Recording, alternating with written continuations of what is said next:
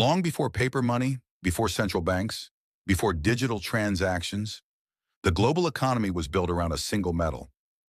Silver became money not by decree, but by necessity. Across civilizations that never met, silver emerged as the most trusted medium of exchange. It was durable, divisible, scarce, and universally desired. More importantly, it solved a fundamental problem of early economies: trust between strangers. Silver did not represent value, it embodied it. And in doing so, it quietly became the foundation of the first global monetary system. The origins of silver as money trace back over 5,000 years. In Mesopotamia, silver was not minted into coins. It was weighed. Transactions were measured by mass, not face value. Silver functioned as a unit of account long before it circulated as currency.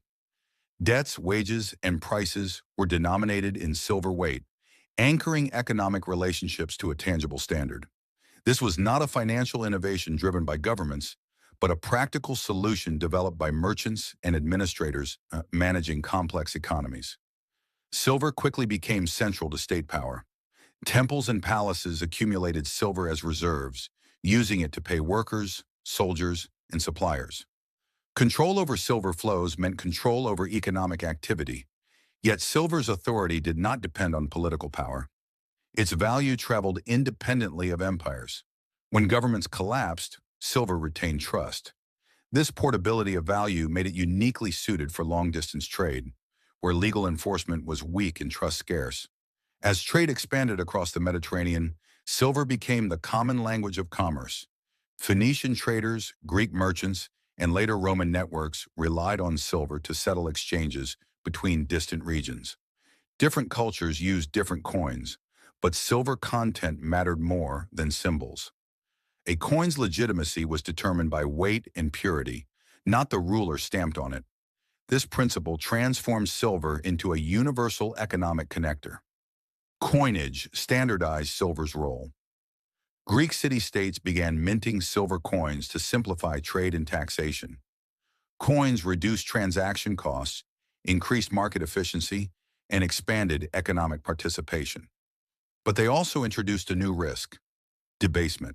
The temptation to reduce silver content while maintaining face value would become a recurring theme in monetary history. Rome elevated silver to imperial scale. The denarius became the backbone of Roman commerce, taxation, and military finance. Silver unified markets across continents, enabling unprecedented economic integration. But Rome also revealed silver's vulnerability. As military and administrative costs rose, emperors debased the currency. Short-term liquidity replaced long-term stability. Debasement eroded trust. Prices rose. Trade efficiency declined. The lesson was clear: silver's power as money depended on credibility. When trust in weight and purity vanished, silver failed to function as stable money. Not because the metal changed, but because institutions did. After Rome, Europe reverted to silver by weight. Monetary systems decentralized. Trust shifted back to physical measurement. Silver endured political fragmentation because it did not rely on centralized authority. It adapted. Islamic trade networks expanded silver's reach further. Dirhams circulated from Spain to Central Asia. Silver linked civilizations across religion, language, and culture. It became the infrastructure of globalization long before the modern era.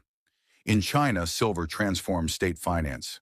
Taxes shifted from grain and labor to silver payments. This monetization integrated China into global trade. Demand for silver surged beyond local supply, creating a structural dependence on foreign metal. The discovery of the Americas changed everything. Vast silver deposits in Potosi and Mexico flooded global markets. Spanish silver connected Europe, Asia, and the New World into a single monetary system. For the first time, money truly became global. Silver flowed west and east simultaneously. Europe used American silver to buy Asian goods. China absorbed enormous quantities. Silver became the bloodstream of world trade, synchronizing economies across continents. But abundance carried consequences. Massive silver inflows caused inflation. Prices rose, inequality widened, monetary expansion reshaped societies, benefiting debtors and merchants while hurting wage earners. Silver created growth, and instability. By the 17th century, silver was no longer just money. It was the operating system of the global economy. Empires rose and fell based on access to it. Trade expanded or collapsed with its flow. Silver did not merely facilitate globalization, it created it. Silver reserves were never just stored wealth. They were political power made tangible. European monarchies quickly understood that controlling large quantities of silver meant controlling trade, taxation, and public trust. Silver became the invisible bridge between the state and the real economy. Whoever possessed it could fund wars, pay armies, and maintain vast administrative systems. This metal was not merely currency, it was the backbone of imperial stability. When silver flowed, governments functioned. When it disappeared, political crises followed inevitably. Monetary strength and state survival were inseparable. At the foundation of this system was physical reality. Silver had to be extracted from the earth through dangerous, exhausting labor. Each coin represented countless hours of human effort. This imposed natural limits on monetary expansion. Unlike paper or credit, silver could not be created by decree. Its scarcity preserved value and enforced discipline. But it also made empires fragile. Any disruption in mining, war, rebellion, or depletion could trigger fiscal collapse. Monetary systems tied to silver were stable, but never flexible. As trade expanded, transporting physical silver became inefficient. Receipts, bills of exchange, and credit instruments emerged. Silver remained in vaults while paper promises circulated. This marked the quiet birth of modern finance. Banks did not create money yet. They managed trust. The system worked as long as paper could be redeemed for metal. Money began to transform from a physical object into a social agreement. Confidence, not metal alone, now held the system together. This balance was fragile. When credit expanded faster than silver reserves, instability followed. Banking crises were not moral failures, but structural ones. They exposed the boundary between representation and reality. When too many people demanded silver at once, systems collapsed. History would repeat this lesson endlessly. Trust without sufficient backing always carries a cost. As commerce became global, incompatible silver standards caused conflict. Weight, purity, and valuation differed across borders. Monetary systems were never neutral. Each standard benefited some nations while disadvantaging others. Silver transformed from a stabilizing force into a geopolitical weapon. Control over its flow meant influence over prices, trade balances, and national destinies. Industrialization accelerated economic growth beyond silver's limits. Gradually, gold replaced it as the dominant standard. Not because it was morally superior, but because it concentrated value more efficiently. The transition was painful.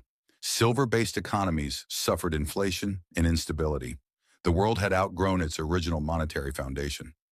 Silver did not vanish, it was demoted. It became everyday money while gold anchored the system. Value concentrated at the top, circulation expanded at the base. Monetary hierarchy replaced monetary unity. Silver remained essential, but no longer sovereign. Eventually, even gold gave way to paper. Yet silver's logic endured. Scarcity, trust, and restraint shaped monetary thinking long after metal disappeared from circulation. This overlap defined a transitional era. Metal taught limits, paper taught speed. Their conflicts shaped future crises. From Mesopotamia to industrial Europe, silver connected civilizations. Few forces shaped global history more profoundly. To study silver is to study the birth of global finance. Every coin carries political and economic decisions. Nothing in modern finance emerged by accident. Silver built the foundation. Its influence faded, but its structure remained. Silver was the world's first global money, and every system that followed still carries its shadow.